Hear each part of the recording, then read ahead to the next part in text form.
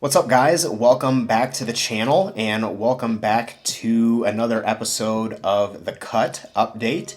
This is episode number 3 and week number 4 of The Cut. Right now, these are coming every 2 weeks, which I actually think is a pretty good time frame. I think as I start to get a little leaner and or potentially closer to some future shows, then we can kind of start doing these on a more weekly basis. But right now, since I'm kind of in the earlier stages of the cut and I'm still kind of fluffy, there really probably isn't going to be being tons of visual change from week to week. So kind of going over things in a 2-week block is probably going to be a little bit more appropriate to get started. But at this point, as I said, we're 4 weeks in to the cut, 3 weeks into my cruise, and I feel like I have a lot of things that I want to go over today. The last 2 weeks have been really, really good, so I'm really excited to kind of fill you guys in with what's been going on with me.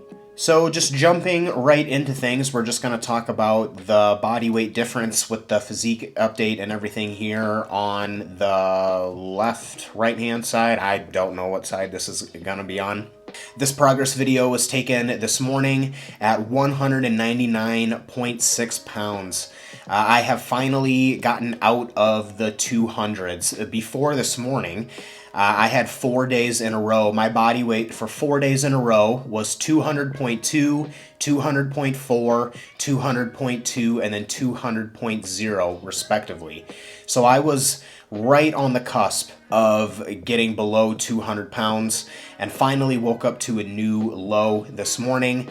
I'm still in the fluffy stage of the cut. I'm obviously less fluffy than what I was when I started, but I'm still not quite yet at a point where I'm starting to get super lean. My body hair has started to grow in a little bit since obviously the last time that I had checked in with you guys. So just being fully honest with you guys in terms of how I feel about the way that I look, I'm not particularly thrilled with it. I don't think that I'm going to be happy with what I'm looking at for at least another couple weeks. I hate to put a number on it, but I think it's going to be until I start to get around 190 pounds, yet another 10 pounds of body weight, that I'm really going to start to get a clearer visual of what things are really kind of starting to look like underneath there. Very similar to the last time that I checked in with you guys, I did get a on this day memory from prep at this point 2 years ago, and that was kind of good for my mood. Again, just kind of reminded me that I do actually have some muscle underneath the fluff. I just kind of need to keep digging to get it out. So that was pretty good for my mindset, but for the majority of the week, I've kind of just been focused on continuing to dig with the diet and just kind of focused on keeping things moving along. So at the moment, I'm kind of weighing about 200 pounds on average, I would say. I did have this morning's weigh-in at 199.6, but a lot of the weigh-ins before that were between 200 and 201. So the last time that I checked in with you guys, I was about 203, 204, and as of now, I'm about 200. So a pretty good drop over that chunk of time. Weekly wins. What are some of the fun things and cool things that have been happening over the course of the last couple of weeks? So I ended up going back home to my hometown last weekend and staying with my parents. My girlfriend was going out of town to spend some time with her friends, and I actually didn't really have much to do, and I was going to be quite bored at home, and my sister was actually coming home too, so I kind of took that weekend as a weekend to go home, and I got to train in a new gym in my hometown. There's been a new gym that has popped up in my hometown. I think it's been there for about a year or so yet, but I just haven't quite gotten there and actually gotten a training session in there, so I did get a really good workout in there last Saturday morning. Lots of really good equipment in there and really, really good atmosphere. I was born and raised in that town, and we do have other gyms there, but a lot of them are more chain gyms like Planet Fitness, YMCA, Anytime Fitness, and stuff like that. So to get a more privately owned gym that has a lot of really good equipment and a lot of stuff that you don't see in the normal corporate gym setting was really cool. And I'm really excited. Usually every year around the holidays, I'll go home back to my hometown and spend some time with my parents at my parents' house, and I've been able to get really good workouts in at the YMCA in town, and that was the gym where everything kind of started for me, and I fell in love with bodybuilding training. So I love the YMCA that's in my hometown, and I'll continue to get some workouts in there. But it's also cool to know that there's going to be another gym back at home, and when I go travel and stay with my parents, I'll be able to kind of stay fully locked in to the bodybuilding lifestyle, as I always do, but now it'll just be a little bit more enjoyable. So I would definitely consider that to be a weekly win, not only being able to go home and spend that weekend with my family, but stay on track with my cut while doing so, and then also getting a really great workout in at a really great gym. Getting into the training and the steps and everything there, my step goal has been right where I want it to be. I've been averaging about 6,000 steps per day.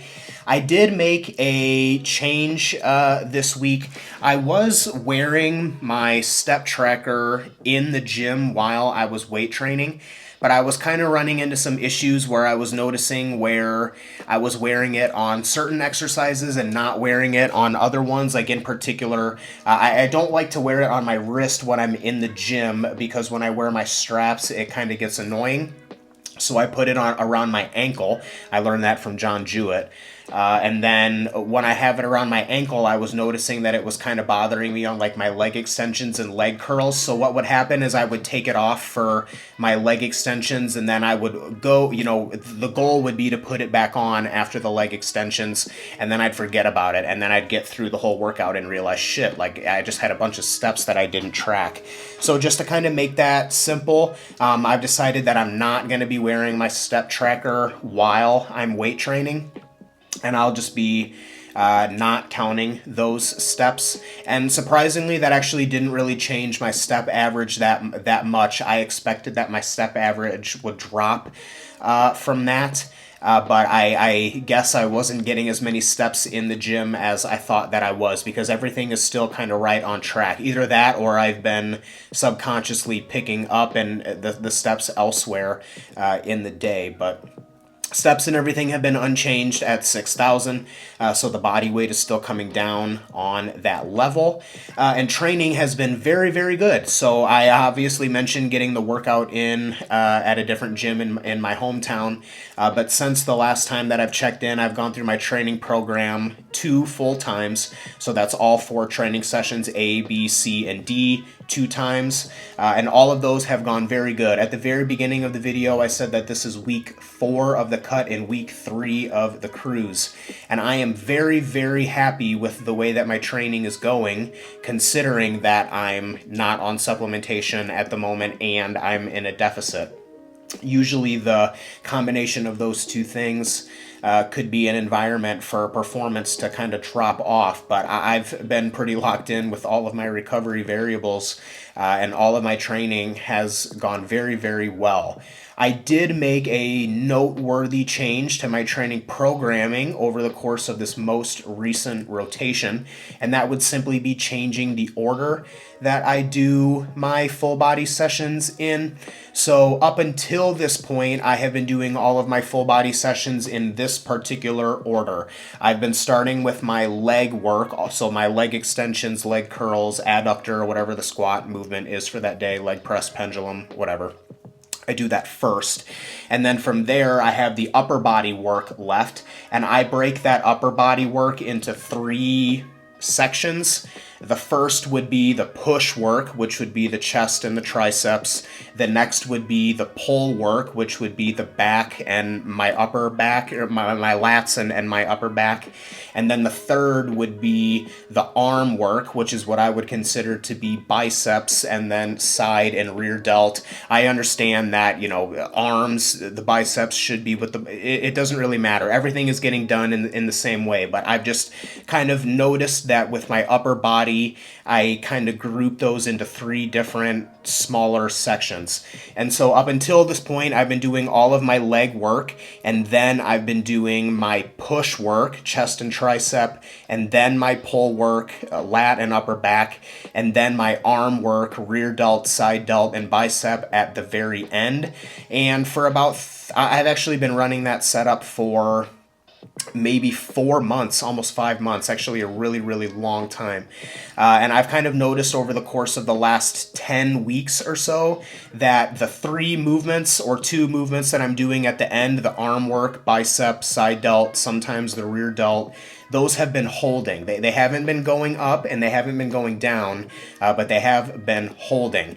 So I decided to change the order of that a little bit and basically bring the arm work after the leg stuff before chest and triceps. So now I'm doing the leg work and then the bicep, side delt, rear delt, and then the chest and tricep work, and then the lat and upper back work. In this entire rotation, I ran that setup and I was able to progress all of my bicep, side delt, and rear delt stuff, which was not progressing for a very long time. So that's a very obvious indicator that this is going to be a more progressible setup for my training going forward. And it tells me that my chest and my triceps and my back, my lats and my upper back, those muscle groups are way more resilient than my side delt, rear delt, and biceps. I know that I can do my leg work at the very end of a full body session and progress it every time. I know that I can do my chest and tricep work at the end of a full body session and progress it every time. I know that I can do my lat and upper back work at the end of a full body session and progress it every time. I know that I cannot do my bicep, rear delt, and side delt work at the end of a full body session and progress it every time. The last 4, 5, 6 months have proved that to me. So I kind of need to move the order around so that I can still continue to progress everything of the whole session. And I'm still keeping the leg work at the beginning because that's where the priority is. If the priority for me was the chest and triceps, for example, I would do that at the beginning. Even though my legs are more resilient and I don't have to do them first, I'm choosing to do them first because that's where the focus is with improving my physique. So just making a little bit of an adjustment to the programming of the training sessions, but that really only applies to the upper body section of each individual training session. Everything else is unchanged. Everything is progressing. And as I kind of said earlier, I'm really excited to continue to keep progressing, even though food and supplementation is low. I think that this recent programming change that I've made has kind of been a big unlock for me, so to say, in terms of getting those lifts moving again.